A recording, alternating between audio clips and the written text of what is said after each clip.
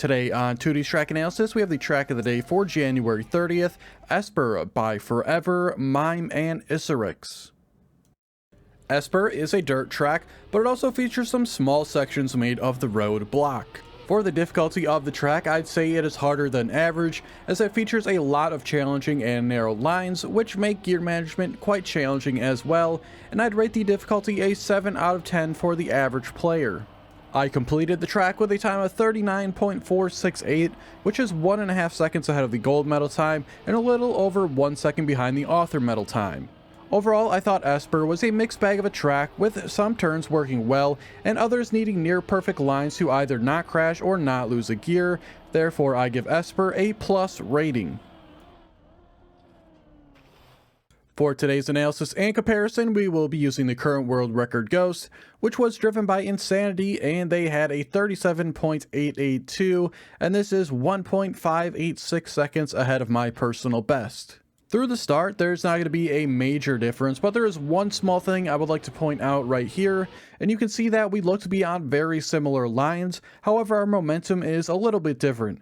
The world record pointed a bit more left while exiting, while I am pointing straighter down, and this will result in me sliding much more to the right while executing the upcoming left turn. It doesn't start off too bad, but on the exit you can see how wide we are compared to the world record Ghost. And again, most of this is because of that approach on the previous jump, but some of it is also contributed to me just not 100% committing to the turn, as well as releasing in this turn to make it slightly easier to make.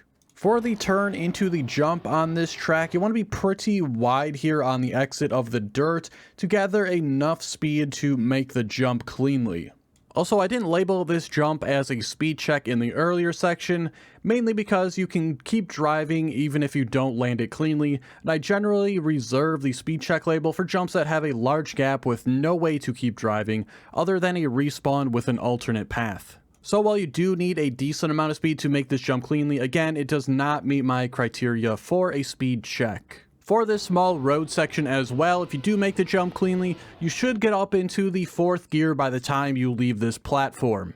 You also want to keep that 4th gear for the entire rest of the track, but that is much easier said than done, as you need such clean lines in order to keep it. There are so many turns that you can definitely easily lose that 4th gear and get back into 3rd. For this jump as well, you want to be a little bit down towards the right and aiming at the right side of the track so you can get a nice clean line against the wall. As you can see, where I'm aiming, I'm kind of just going to land right in the middle of the track, and this will result in a worse left-hand turn.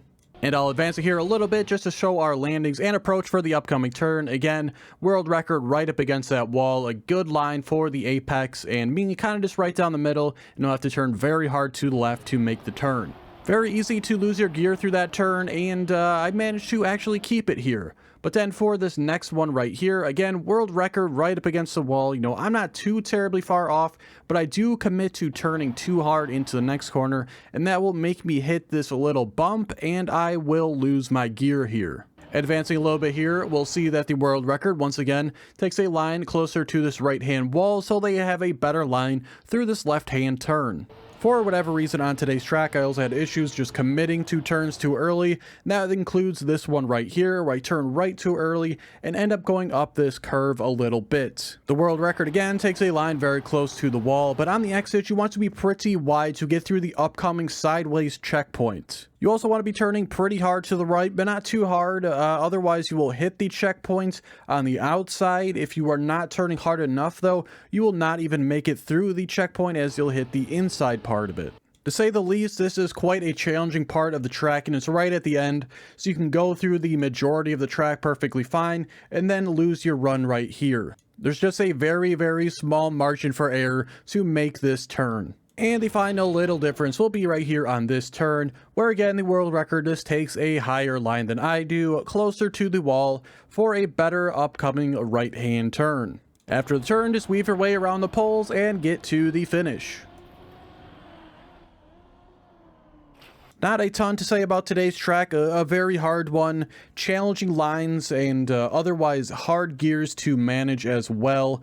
Very easy to lose that 4th gear in plenty of turns, and you have that very challenging sideways checkpoint, very small line to get through that. Other things to take away from today for me, I need to get closer to the walls. That's not something that's going to come overnight. That's been a point of emphasis on a lot of dirt tracks like this, technical dirt tracks. Just getting close to that wall, it's very challenging, and if you're not skilled, if you're not confident enough to do it, it is very, very easy to hit the wall, and you will lose lots of runs that way. So, slowly making my way towards getting closer to those walls would be a good spot to start.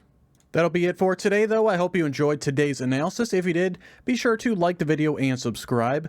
Check the description for links to my Twitch and Discord if you're interested in those. And be sure to check out all the other analysis videos on the channel. Thanks so much for watching, and I will see you guys tomorrow for the next track analysis.